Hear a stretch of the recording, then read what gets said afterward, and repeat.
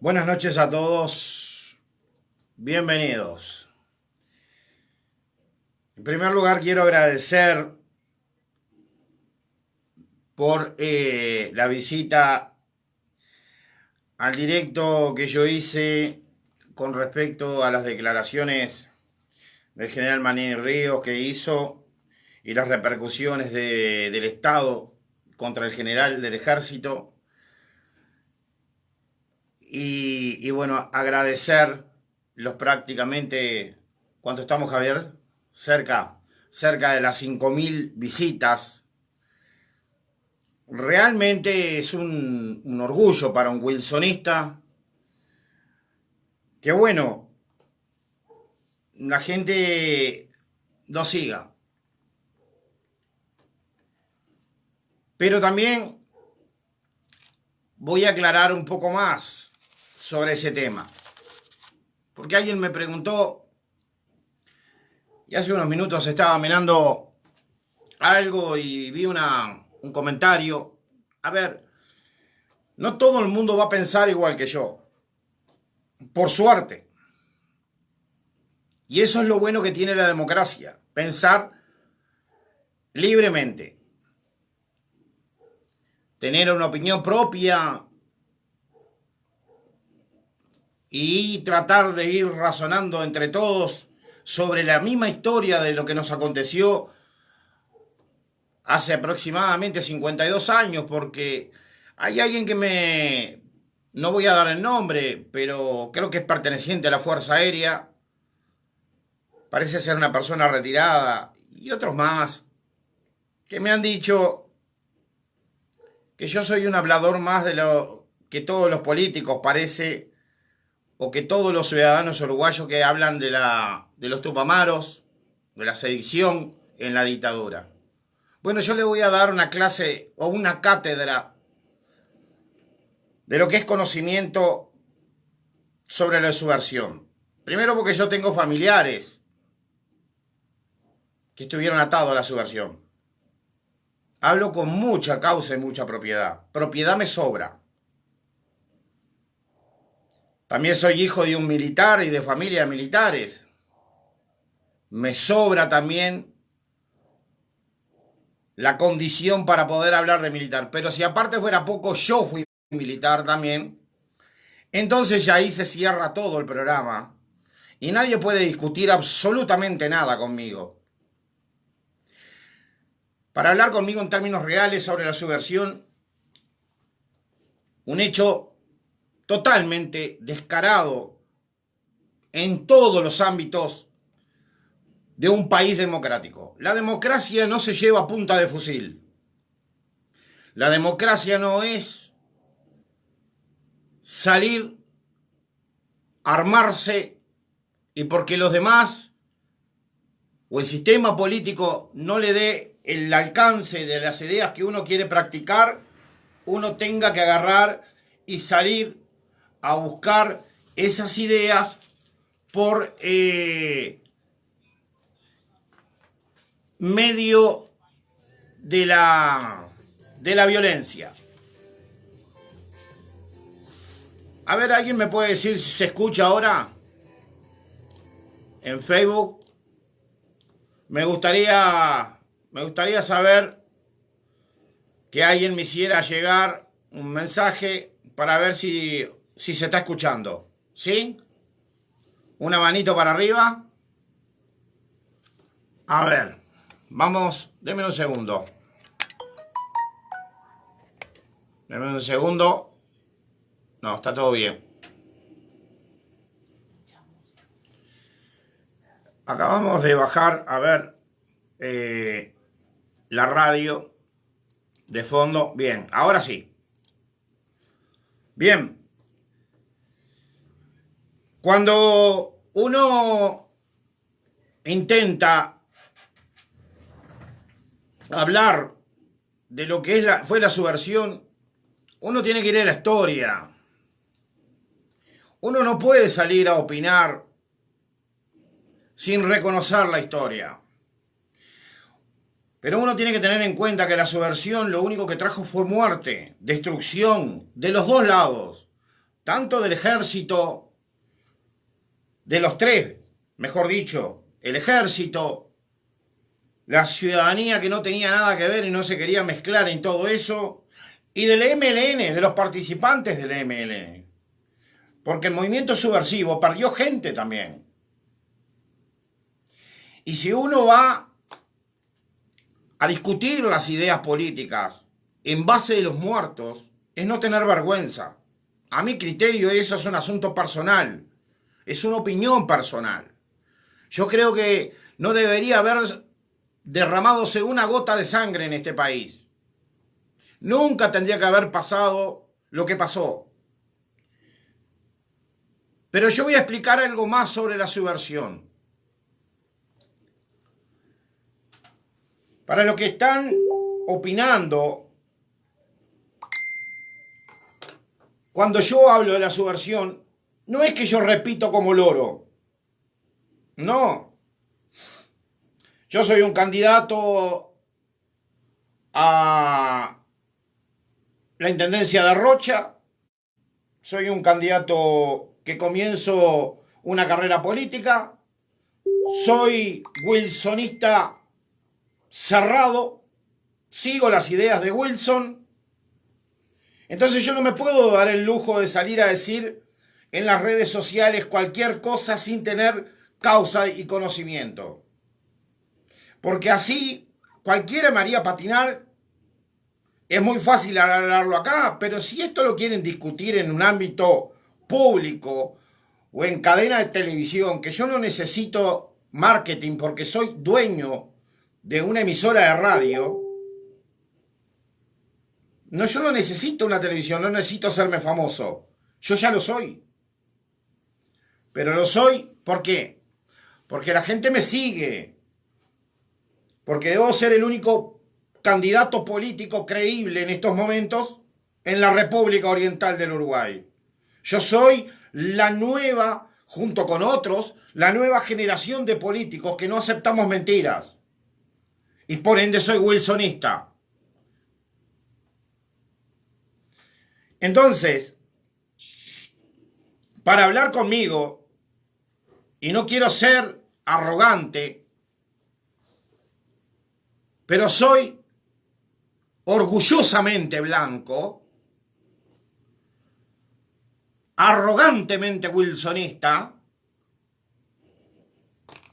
y orgulloso de haber sido militar, perteneciente a la Marina Nacional.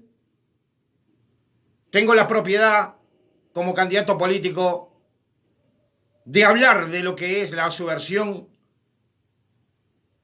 porque no solamente me he dedicado a estudiar la subversión, conozco los archivos, vi archivos secretos de lo que pasó, de lo que no pasó, de las fotos. Yo no voy a defender a la dictadura militar, pero yo hoy les voy a decir la verdad de cómo fue la historia. Entonces, para los que hablan y defienden a la subversión, hoy les voy a tirar todo el sistema abajo. Entonces ahí no van a hablar más. Van a empezar a tener una nueva idea. La república se tiene que construir bajo la discusión de las palabras, no de los tiros ni de los balazos. Eso no es un país.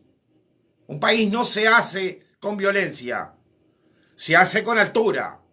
Se hace con conocimiento básico de lo que es la política. Como se le llamaban los griegos, la realpolitik. Los griegos no inventaron la política hace más de 2000 años para que se agarraran a balazo. Al revés, inventaron lo que es hoy la democracia y la política para parar con las guerras.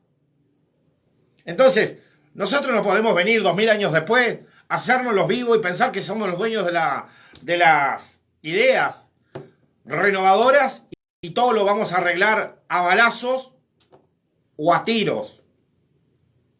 Con la muerte no se negocia. Y si alguien piensa que lo que pasó desde 1967, porque yo les voy a aclarar una cosa, cómo se fueron dando los hechos. Yo nací el 23 de noviembre de 1970 y les puedo hablar de 1967. Tengo la altura para hacerlo. Tengo el conocimiento para hacerlo. No ando diciendo guarancadas. Y no me gusta, no soporto ver que uruguayos en este país, por un simple hecho de un acomodo, todavía sigan reivindicando acciones terroristas de los dos lados que nunca deberían haber pasado en la República Oriental del Uruguay. A veces digo yo que lo mejor que le pudo pasar al general José Gervasio Artigas no es vivir la época de la década del 60, porque él se moriría solo, de disgusto, de ver que propios compatriotas, solamente por el poder, se mataron entre sí mismos.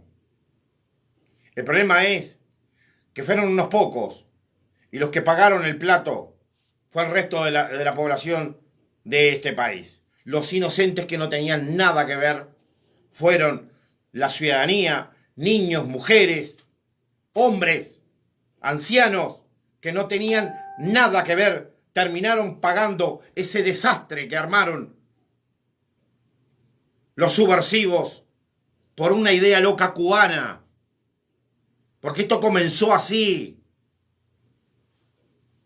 Entonces, primero voy a tocarles este tema para los que dicen que yo no sé de lo que hablo. Permítanme tomarme un mate. Porque estamos en democracia. Por suerte. Somos un país totalmente democrático. Y nos podemos dar ciertos lujos. Opinar, decir lo que pensamos sin ofender a nadie. Pero con la verdad. Para hablar conmigo hay que hablar con propiedad, si no, no se gasten. Entonces, para lo que están comentando, por suerte son poquitos, son 4 o 5. Pero esos 4 o 5, que uno podría decir, dejémoslos, en 4.000, casi 5.000 que vieron un video, que 4 o 5 opinen en contra. No, pero en este caso no es así. No es así. Porque uno puede hacer la diferencia en un país. Y si ese uno lo va a hacer en base a la violencia,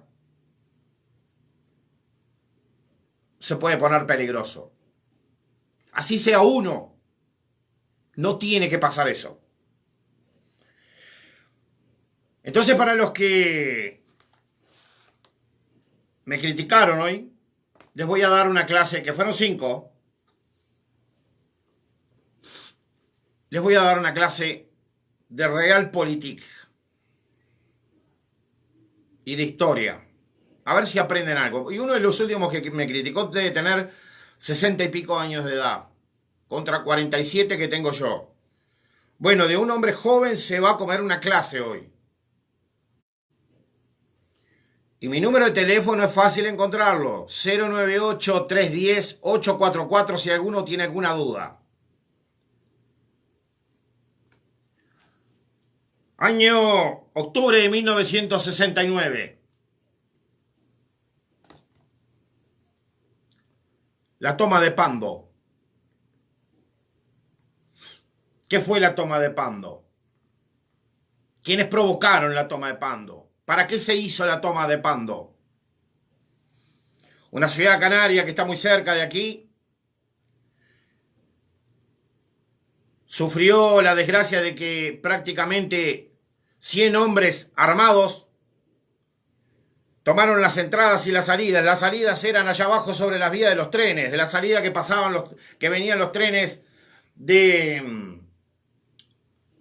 Maldonado, por la línea de Maldonado. Hay que saber historia para discutir conmigo. Hasta les digo de dónde venía el tren. Cerraron la salida y las entradas. Se tomaron en ese día fatídico un cuartel de bomberos. Se tomó una comisaría. Se tomaron 3 y acá vuelvo a repetir y vuelve a coincidir lo que dije el otro día en este video que está haciendo explosión en las redes sociales. Se tomaron 3 bancos. En esa toma de Pando se llevaron $400.000. Murieron 5 personas, se capturaron 20. 20 integrantes del MLN. En la retórica de la salida, equivocaron el camino y se encerraron solos contra lo que era la vieja estación de ANCAP, en lo que era antiguamente en esa zona. Espero que no hayan niños. Los prostíbulos que estaban contra la estación del tren allá abajo de Pando. Ahí no había salida. Y ahí los pudieron capturar. 20. ¿A quién capturaron entre esos 20? Uno de los capturados fue Huidobro, el jefe y el ideólogo de la toma de Pando. ¿Quién estaba? ¿Quién no fueron capturados? Mujica, que estaba junto con él. Murieron 5 personas en la toma de Pando. Un oficial de policía que repelió el ataque en la comisaría, 3 subversivos y un paisano a pie que no tenía nada que ver. Los destrozos fueron varios, porque la munición que se usó fue pesada. La policía totalmente en desventaja. Pero tomaron cuartel de bomberos, tomaron la central telefónica y tomar 3 bancos en los cuales desaparecieron en esa toma $400.000. Uno de los bancos que se le tomó fue el Banco República, que es el que le pudieron sacar la plata. La sucursal del Banco República en Pando. Pero aparte de todo eso, en la fecha, Topolansky, Mujica, Huidobro y muchos allegados. Porque ¿qué sucedió? La toma de Pando fue hecha entre el MLN y el MPP. No fue el MLN solo. Por eso digo, hay que mirar la historia antes de salir a decir bobadas o a criticar a una persona que está intentando poner paños fríos en esta situación, porque esto que se está asemejando ahora, y voy a contar algo más que sucedió, son indicios malos para una democracia.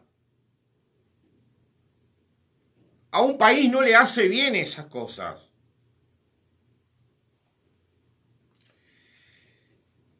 Se recuperaron, voy a darles el número real, porque mucha gente dijo se recuperó una parte, ¿no? Lo que se recuperaron en la huida fueron aproximadamente unos $40.000 de aquella época, año 1969.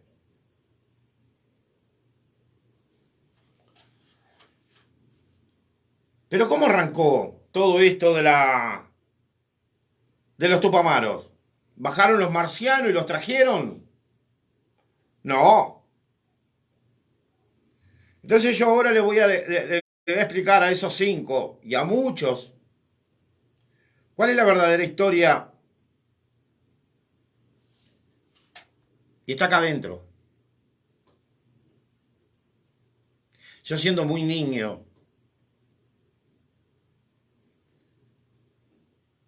tuve un padre totalmente deplorable. Primero por sus actos con la dictadura. Yo como hijo tendría que mandarlo en cana si estuviera vivo. Yo no defiendo militares asesinos, pero tampoco tupamaros. Siendo muy niño,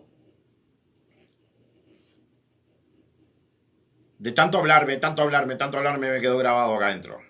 Entonces yo no necesito un manual de historia. Tengo nombres, lugares, apellidos. Y aparte de lo que vi después de grandecito. Perdón.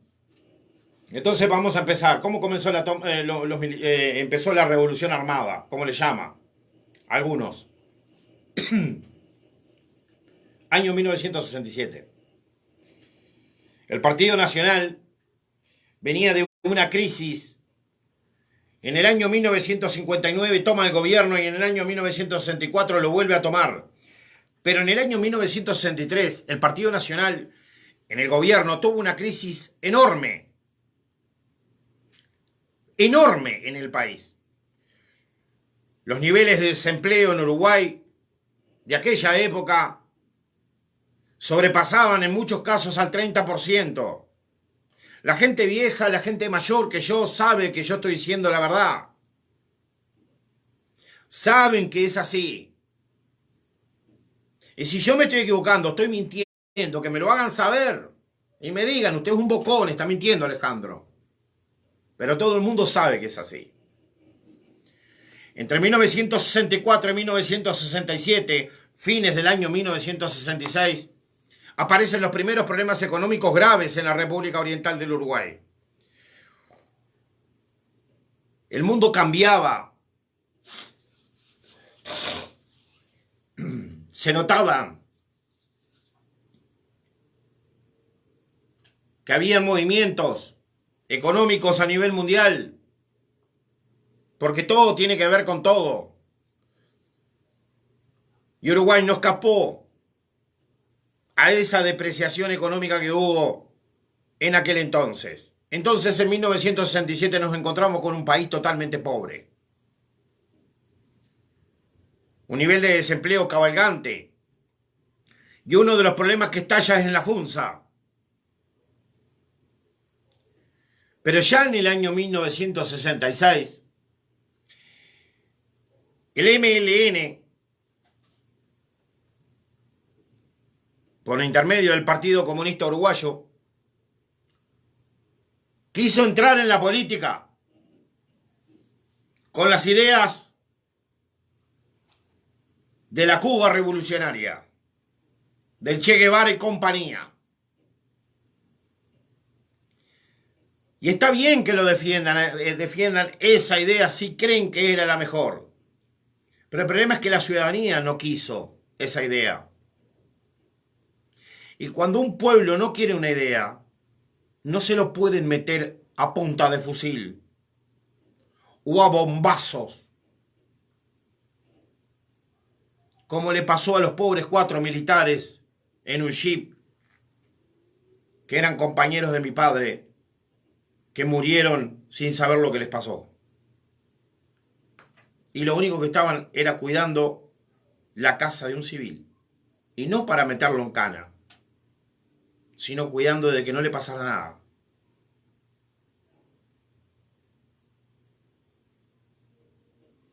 Así no es la política. Eso no es democrático. ¿Qué tiene de democrático matar 4 militares que no tenían nada que ver? Perdón. ¿Qué tiene democrático que en el año 1969 hacen la toma de Pando y el año 1968 una cantidad de paros usaron a los trabajadores? El MLN usó al pueblo trabajador para poder distraer y armarse hasta donde pudo. Yo me parece que eso de democrático no tiene nada.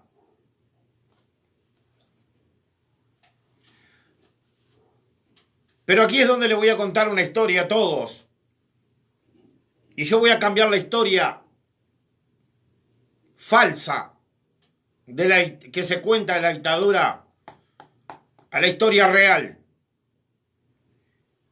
Esta es la historia real de los acontecimientos de por qué se dio la dictadura en la República Oriental del Uruguay. A ver si de una vez por todas dejan de mentir. No la gente. Porque la gente lo que vio fue una cosa, pero lo que pasó fue otra.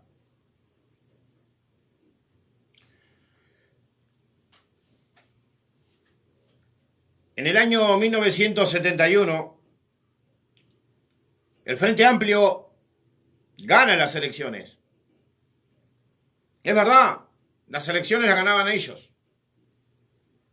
El Partido Colorado venía muy mal mirado, el Partido Nacional venía muy golpeado por la crisis. Y tal vez el Frente Amplio podía haber ganado esas elecciones sin duda alguna. Pero el interés era otro. El interés ya estaba arreglado. Acá en este país hay un solo culpable de la dictadura y de las muertes y desaparecimientos que hubieron aquí en Uruguay. Y se llama Partido Colorado. No las Fuerzas Armadas. Yo lo lamento mucho al que no le guste esto, pero ahora es donde le voy a decir la verdadera historia de la dictadura militar.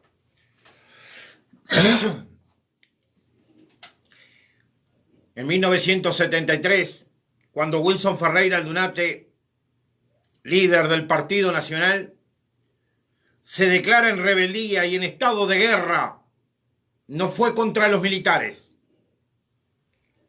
Wilson sabía muy bien que habían oficiales, tenientes, que estaban traicionando desde adentro a las mismas Fuerzas Armadas, ayudando a ciertos sectores del Partido Colorado para que se presentaran las condiciones básicas para disolver las cámaras y dar un golpe de Estado y acusar a los militares, sabiendo que no eran ellos. Esa es la verdad. Esa es la verdadera historia de la dictadura militar. Aquí lo que se dio fue un golpe dictatorial cívico militar, que no tiene nada que ver con una dictadura militar. La dictadura militar vino más adelante. Y voy a explicar por qué. Y aquí es donde entra el MLN, el Partido Colorado y los militares. Todos envueltos en la misma rosca. Los intereses creados en el año 1973 venían ordenados desde los Estados Unidos, como hasta los días de hoy. La crisis económica pegó en el mundo entero y principalmente en los países en desarrollo que eran los del continente sudamericano. Nosotros no íbamos a hacer la excepción. El MLN apoyaba la idea cubana, la idea del Che. No les iba a funcionar aquí en Uruguay. Pero ¿qué clase de comunista roba bancos? ¿Qué clase de Tupamaro roba inmobiliarias y documentos? ¿Y qué clase de Tupamaro en 2 batallones en la República Oriental del Uruguay en el año 1974 tiene conversación con un comandante para negociar una salida en paz? ¿Qué clase de MLN o Movimiento Liberal Nacional Tupamaro es el que se mete entre un cuartel a negociar con los propios militares? Digan la verdad. Digan la verdad.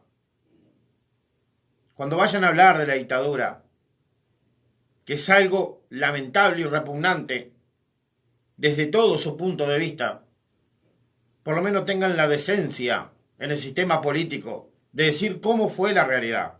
El culpable de toda la desgracia que pasó en la República Oriental del Uruguay desde el año 1973, que fue iniciada por Bordaberry, vicepresidente de Pacheco Areco, no era general. Bordaberry mandó disolver las cámaras. El Partido Colorado pateó el tablero. El Partido Colorado partió la democracia en este país. El Partido Colorado fue el que inició la dictadura en este país. No me vengan a mí con los militares. No, señor. Las Fuerzas Armadas no tuvieron nada que ver. Hasta el año 1975, donde entra un militar despiadado, asqueroso, y le ordenan a Bordaberry hacerse a un lado. Y toman ellos el poder hasta el año 1983, en donde en febrero de 1983 las primeras conversaciones antes del problema del obelisco las comienza en enero de 1983 el doctor Sanguinetti con 3 altos mandos del ejército en su propia casa en Carrasco, atrás del Hotel Casino Carrasco, hasta donde hoy en día tiene su propia casa. Esa es la historia de la dictadura. El Partido Colorado la inició y el Partido Colorado la arregló. Año 1983. Todo el mundo sabía, antes del problema del obelisco, que Sanguinetti ya había tenido conversaciones con los mandos militares. Era el que más apurado estaba por salir a la democracia. Milagrosamente, él queda como presidente.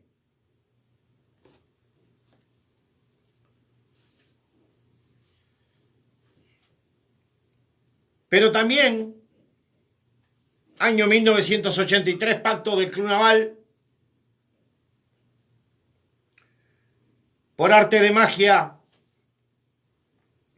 el Partido Nacional, bajo sus creencias en el wilsonismo, sabía que teníamos en nuestro líder en la República Argentina, que era un candidato, era el presidente de la República Oriental del Uruguay, o el mejor presidente que hubiera dado la historia en este país, sabía que lo teníamos de vuelta.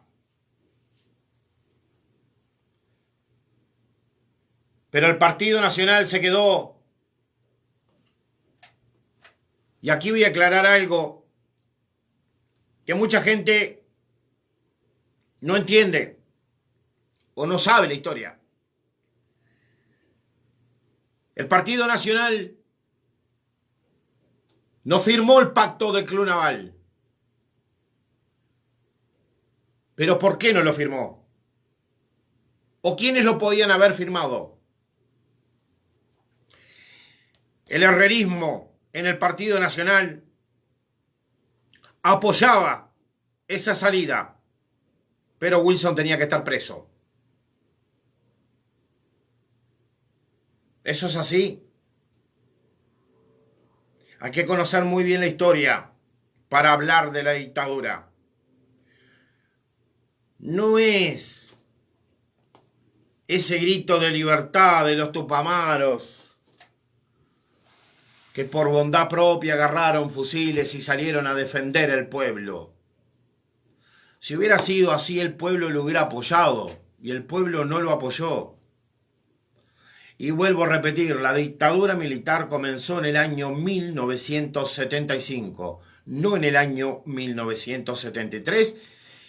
Y si fue la dictadura la que llevó o es la culpable de todo esto, los tupamaros tendrían que explicar, Mujica y compañía, por qué la toma de Pando fue en 1969 si el país estaba en democracia. Expliquen eso. A los que adoran y son seguidores de los tupamaros, de los subversivos del MLN, Movimiento Liberal Nacional Tupamaro. ¿Por qué dieron ese golpe a la toma de Pando en 1969, en octubre, si estábamos en democracia? Y Wilson Ferreira se presentó en 1973, cuando más o menos ya veía pispeando a lo lejos que el caballo venía muy mal parado. Y el vicepresidente de Pacheco dio la orden de disolver las cámaras. Y era Colorado. Partido Colorado es un partido traidor. Pero no todo el Partido Colorado. Solamente un sector. El sector de este indeseable de Julio María Sanguinetti. Un traidor a la patria. Un traidor que con sus hechos no va a levantar los muertos que nosotros tenemos en Uruguay, militares o no. No me vengan a mí con el cuento de la dictadura. Yo la conozco como la palma de mi mano a la dictadura. Digan la verdad. Si quieren paz en este país y cerrar las heridas, vamos a arrancar por decir la verdad. Nos duela o no nos duela.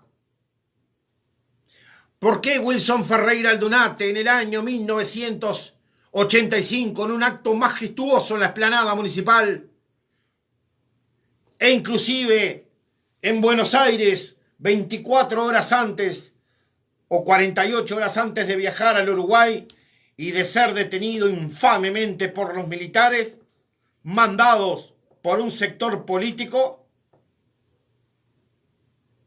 Wilson Ferreira Aldunate tenía las pruebas que no están en la República Oriental del Uruguay, en donde demostraba que tenientes, capitanes, alférez del Ejército Nacional y de las otras dos fuerzas habían traicionado a las Fuerzas Armadas y habían colaborado con la dictadura o el comienzo de la dictadura cívico-militar dada por Bordaberry. ¿Por qué no cuentan esa historia?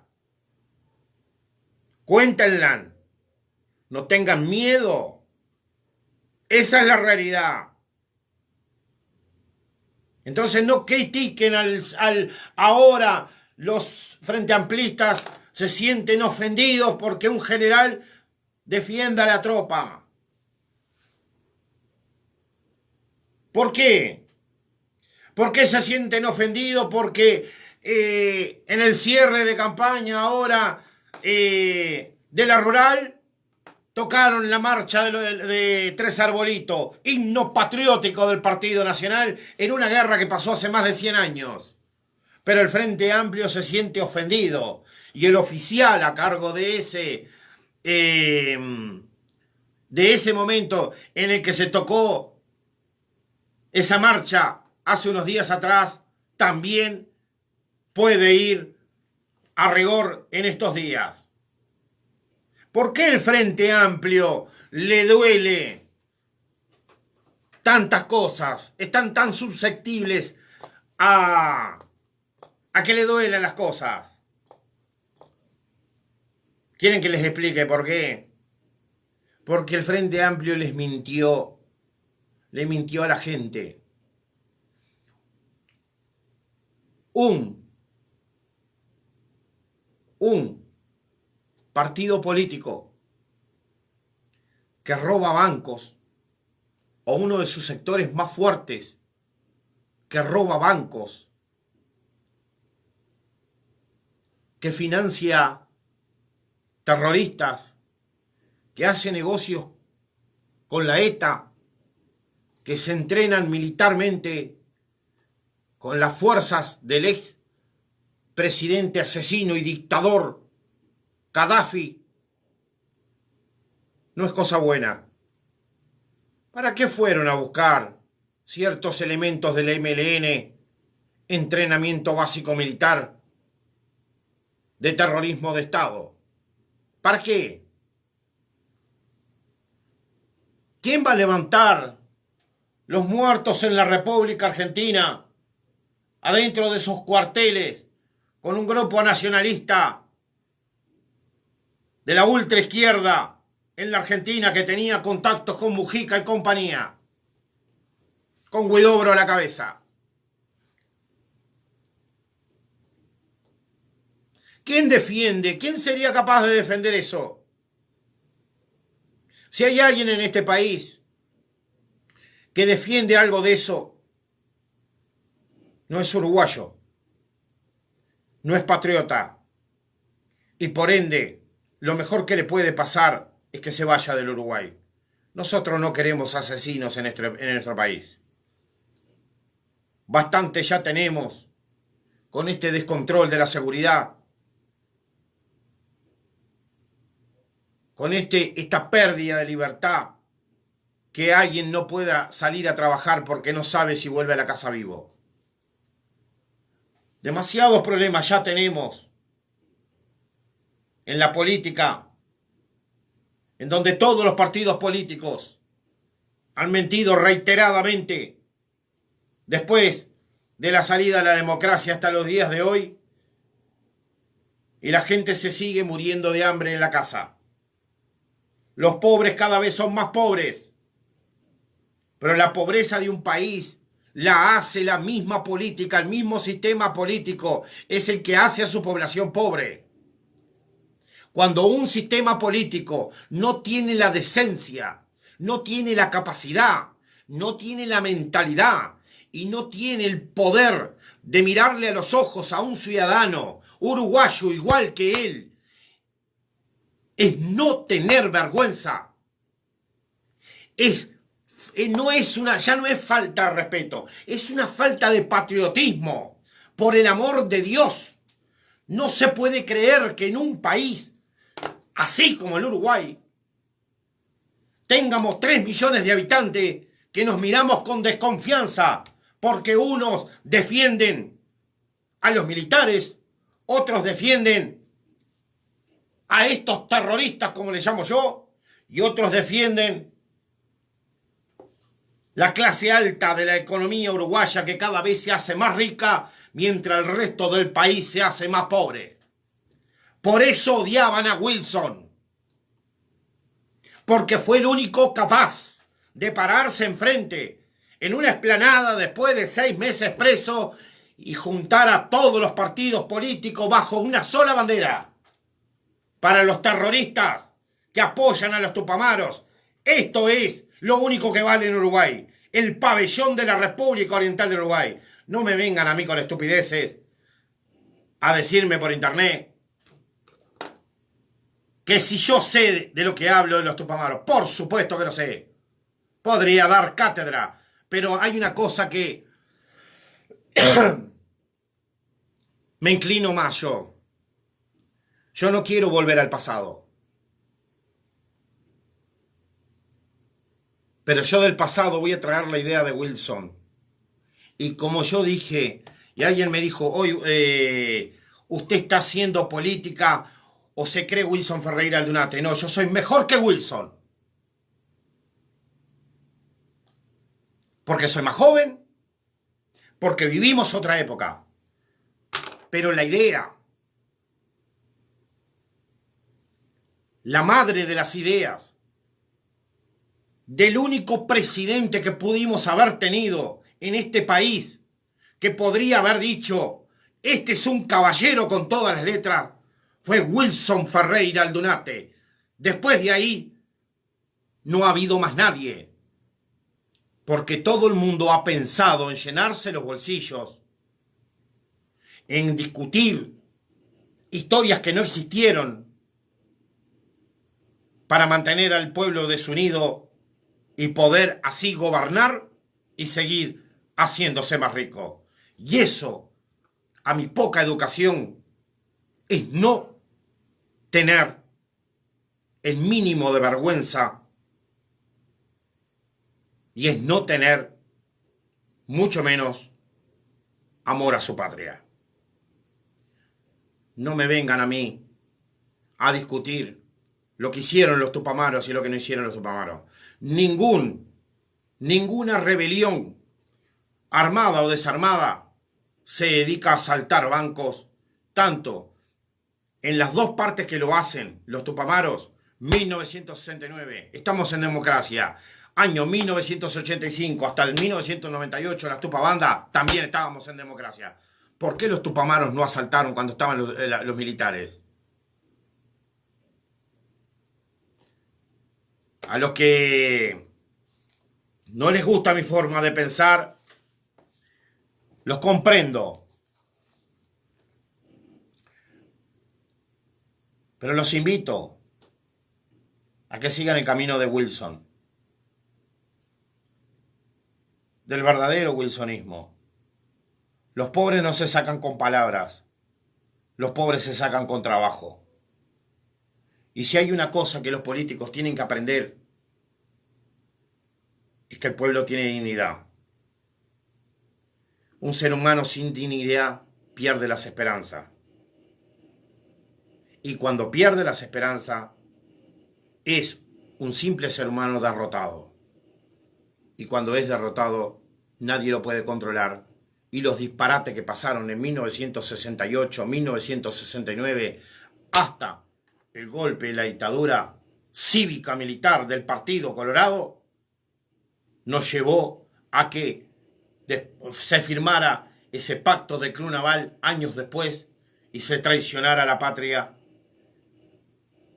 y todos los muertos quedaron en vano, no sirvieron de absolutamente nada.